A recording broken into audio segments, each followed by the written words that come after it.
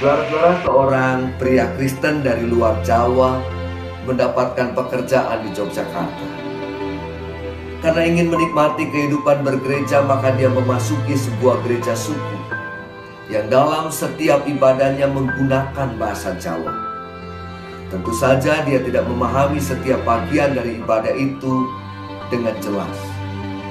Namun buat dia itu tidak terlalu bermasalah.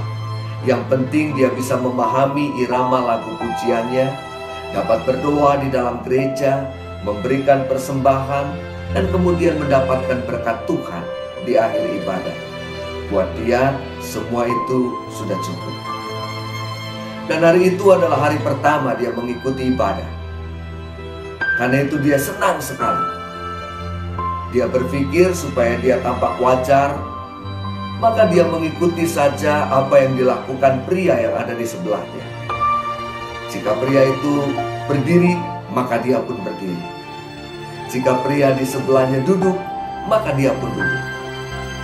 Dan semuanya tampak berjalan dengan aman dan tidak ada masalah. Hingga di penghujung kebaktian, karena di gereja tersebut dirayakan acara bulan keluarga, maka pada kebaktian tersebut diberi kesempatan kepada anak-anak untuk didoakan oleh pendeta. Ada begitu banyak anak yang maju dan didoakan. Dan di antara anak-anak yang didoakan ada satu anak perempuan yang didampingi ibunya minta untuk didoakan. Lalu pendeta menumpangkan tangannya ke kepala anak itu dan mendoakan dia. Setelah selesai didoakan, pendeta berkata, tentunya masih dengan bahasa daerah. Boleh saya undang ayah dari adik kecil ini untuk berdiri supaya diketahui oleh seluruh jemaat. Karena permintaan pendeta, maka pria yang duduk di sebelah pria dari luar daerah itu berdiri. Dan dengan cepat pria perantauan itu pun ikut berdiri sambil mengangguk-anggukkan kepalanya mengikuti apa yang dilakukan pria di sebelahnya. Tentu saja hal ini membuat gaduh ruangan kebaktian. Bagaimana mungkin anak itu mempunyai dua ayah? Apakah mungkin perempuan itu memiliki dua suami? Terjadilah keributan kecil dan pendeta meminta keduanya untuk mempercakapkan hal ini bersama pendeta di ruang pastoral seusai kebaktian agar halnya dapat menjadi jelas. Saudara, kisah tadi bukanlah kisah yang sesungguhnya.